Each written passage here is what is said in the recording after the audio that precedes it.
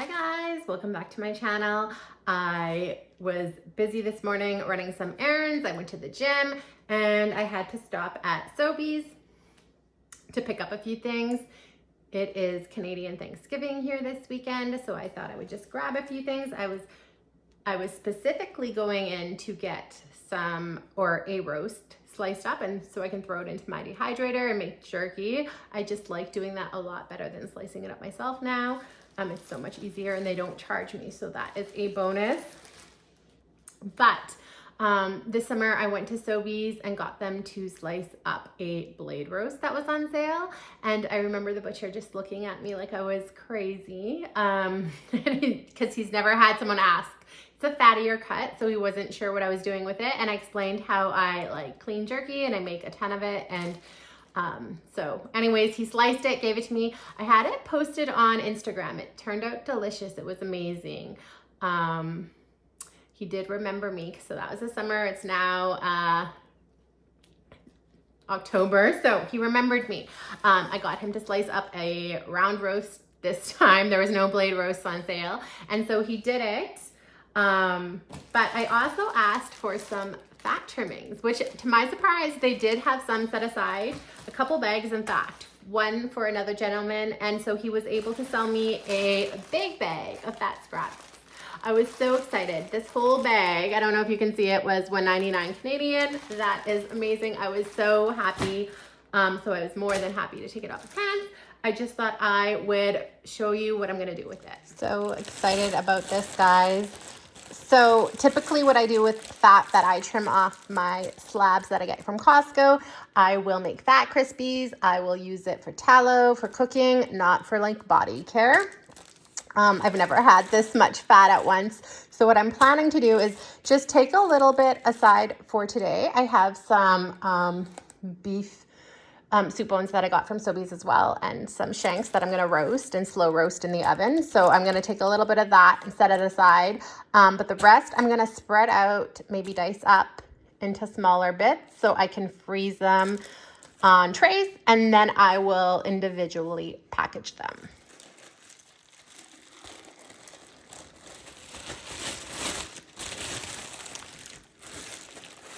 I don't even know how heavy this is, but it feels like, I don't know, 5 pounds. I don't think my scale would weigh it. Let's see. I'm sure there's like a weight limit to the scale.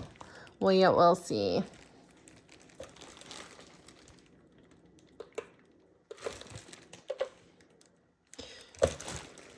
Yeah, it's maxing out. I have no idea what it weighs, but I'm gonna say like heavy. Feels like 5 pounds at least. Anyways, so I am going to take some aside, maybe this piece here, and I'm gonna roast it off with those soup bones that I'm making tonight. So I'm actually just gonna put this aside because I wanna get my trays done and frozen. I'm gonna push this bag back and just get this into more workable pieces.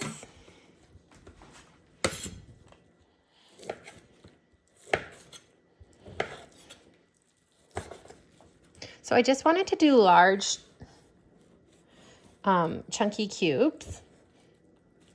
There might be bone or tougher cartilage in areas. So if I do get some pieces that are 100% just the fat and no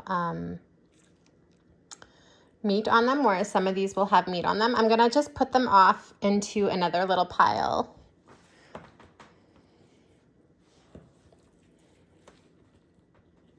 Some of them that have meat, I'm just going to keep them together. I'm not gonna be, like, I'm gonna try to get as much of the plain fat in one pile and the stuff that has the meat on it in another pile. Only because if I need to render some tallow, it's easier when it's clean. I mean, I can do it this way. It's just it makes my job easier when it's like this. And I'm gonna actually freeze them on 2 different trays. So I have a tray here. I'm going to put some of these on here. This will just allow me to freeze it without it all sticking together. So I'm gonna work through the whole bag, getting clean hunks and not so clean, and get as many on a tray as I can get, and then freeze. Actually, some of these pieces are pretty meaty. I am gonna set a little bit aside with the plate that I have for tonight.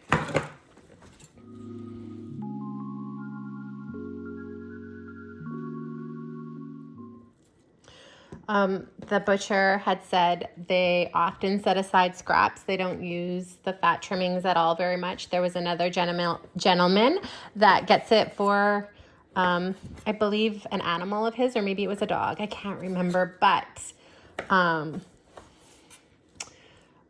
he said anytime. So if I ever want to go back, I'm hoping I can. And I'm hoping that if you are local to me, you don't take all the fat and leave some for me. Thank you in advance.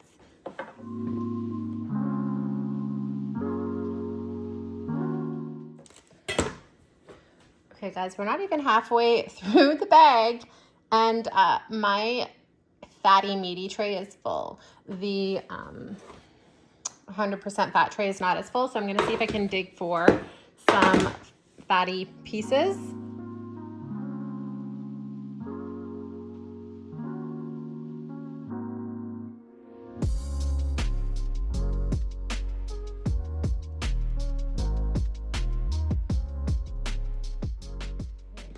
Okay, I finally got my cleaner fat tray done.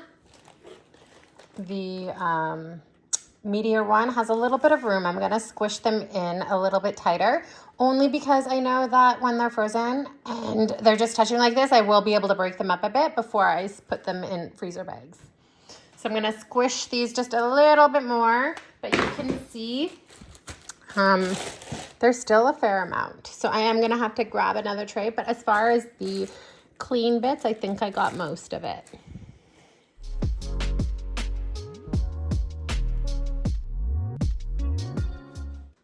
Okay, I pulled out another tray here.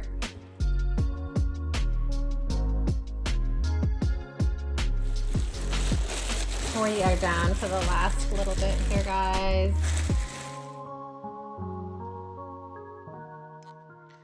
Okay, so I've got the large tray. I don't know if you can see it. There's kind of a glare, but the large tray of the clean, the not so clean, and a little tray of the not so clean. The scraps I'm gonna put away for tonight. And yeah, so I'm gonna freeze these, and I know they are touching, but I'm hoping that I can freeze them and break them halfway through, break them up so they're not like stuck together. But I will keep you posted. So the next day I grabbed the trays from the deep freeze, and you can see they froze completely through, but the pieces were all easy enough to break apart.